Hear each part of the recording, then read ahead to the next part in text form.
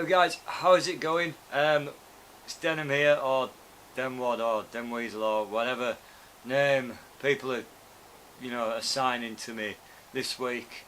Okay, so I'm getting tons and tons of different questions about freestyle setups, more specifically the kind of things I'm using and why I'm using them as well. So I've done a previous video about the differences, like the core differences between a freestyle setup and a street setup. What I'm going to do now is talk to you about what I'm riding and kind of why I'm riding it as well, because it's always pretty important to understand what those core differences are between street and freestyle products that are actually going to make the difference to your skating, because that's the important thing.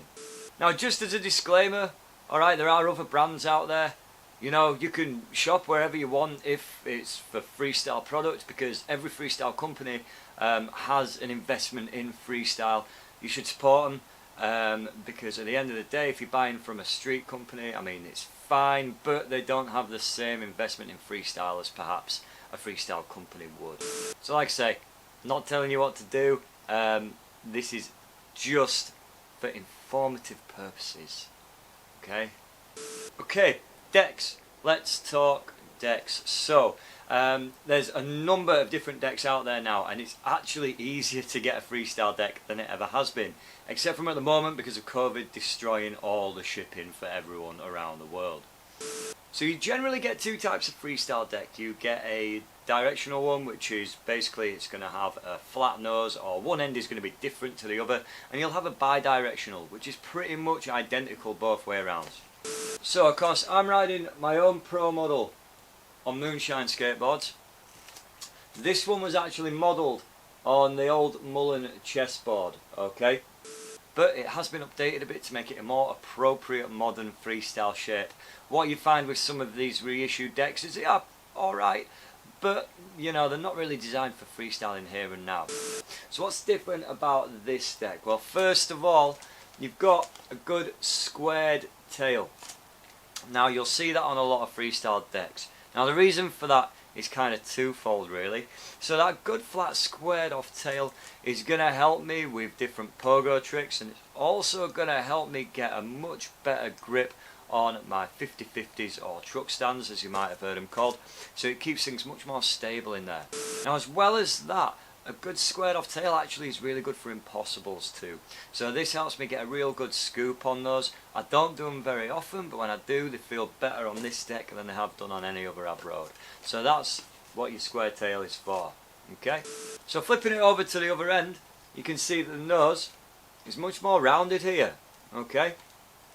So nice rounded nose, that helps me for different ollie based tricks and flip tricks, but also for Caspers. It's really easy to spin Caspers on a nice rounded nose, okay?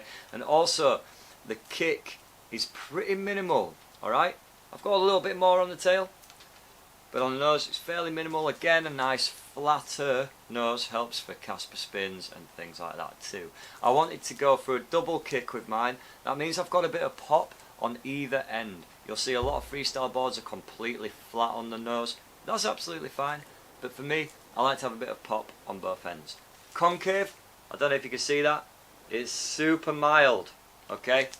Very mild concave. That means that I've still got a little bit, because for me that's more comfortable, helps me with certain flip tricks, but because it's been reduced, it's easier for footwork, okay? If you've got really steep concave, sometimes you can struggle with footwork a little bit.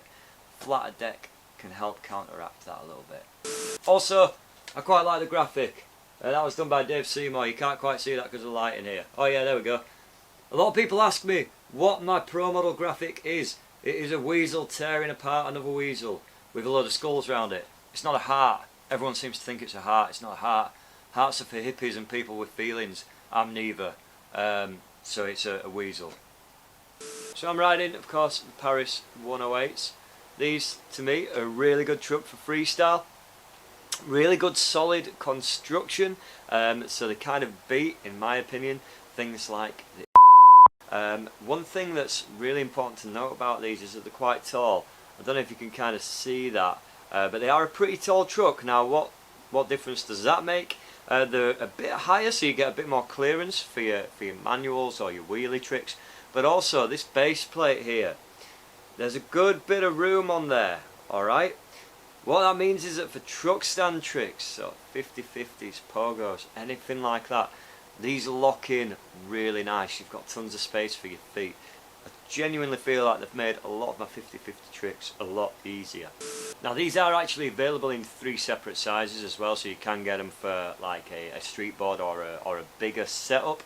The 108s tend to fit a deck like mine, a 725 or 73 pretty well, okay? One thing you might notice is the bushings in there.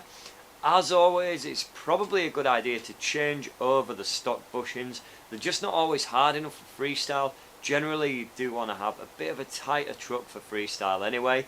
It responds a little bit quicker and it makes footwork a little bit easier as well. Also makes rail tricks a bit more stable. And that's another feature of the height of the Paris trucks, because the higher, that gives you a bit more stability in rail. So for me that's ideal. That's great for all the Casper disaster tricks I do and the other rail tricks that I get on with. So you can see in there we go, I'm riding the Kairos, okay? The hard, right? That means that they're going to lock in a bit better. I'm not going to tighten my truck right up and squash the bushing.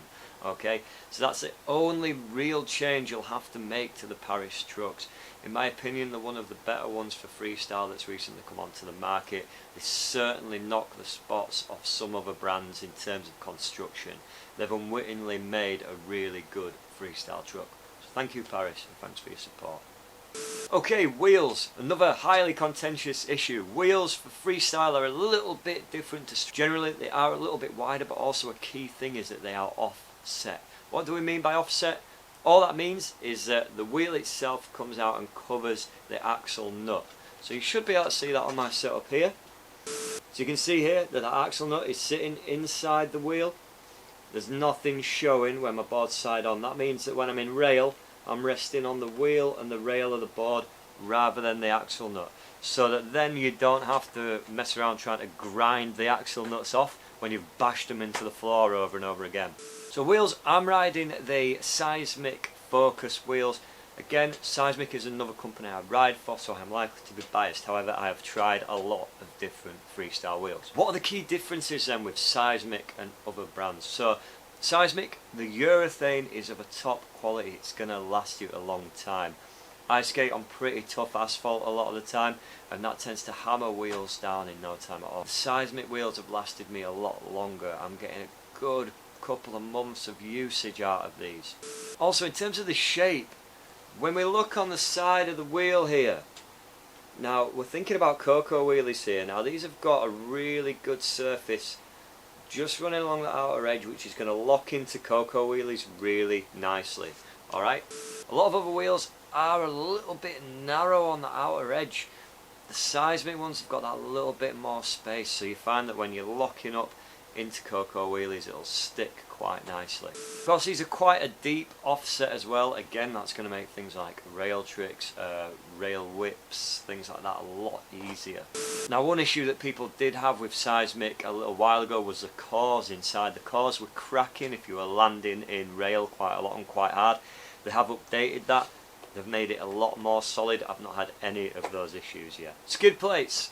Another essential part of your freestyle setup. If you're not using skid plates, you are going to get things like razor tail quite easily.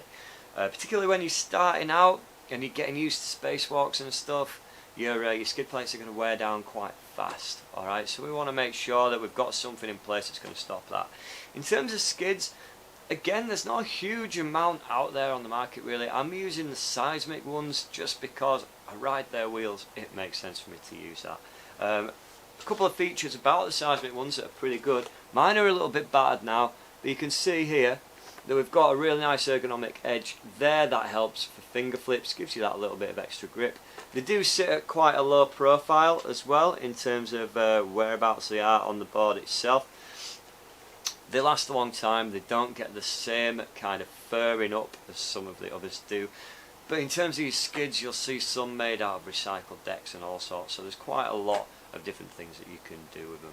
Now, I'm not going to go into things like hardware too much, purely because I don't think there's a huge amount we need to say about that. A lot of hardware is pretty similar in terms of the bolts that you're using. I'm kind of weird in that I use the the old sort of randoms kind of bolts, ones that you basically hammer into the deck. The only reason I do that is because I've got skulls on them, and I thought it was a little bit cool, a bit different, but it really doesn't matter too much. I see a lot of people use a really long bolt on the back truck for different 50-50 tricks. In my opinion, you shouldn't really need to do that, but you can do if you wish. That's entirely up to you.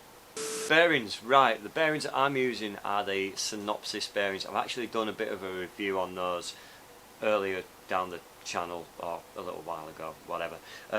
So Synopsis is run by Daryl Grogan, who's another freestyler who's very, very good at what he does and really supports the freestyle community, and that's one of the main reasons that I want to ride his bearings. The other reasons, of course, are because they're very hard wearing. I've not blown one to pieces yet, and even a couple of months after, they're still running really nice and smooth. Now, a good little add-on that Daryl will give you in your bearing pack, if you buy a pack of Synopsis, is a little bottle of lubricant as well, which is great. That means that you've got everything you need to clean your bearings out as you need to and keep them running smoothly. He also chucks in a good few sets of washers, so your washers are a good thing to use just in case you need to prop this wheel up just a little bit so that it meets the rail of your board. Okay, some people might use just the one behind each wheel. As your wheel starts wearing down, when you've been riding it a bit more and doing a little bit more in terms of rail tricks, you're probably going to need to prop it up a little more. Right guys, so that's my setup. That's why I use the things that I use. Okay, it's not massively in depth. If you want some really good in-depth gear breakdowns, you need to go and watch Tony Gale's videos.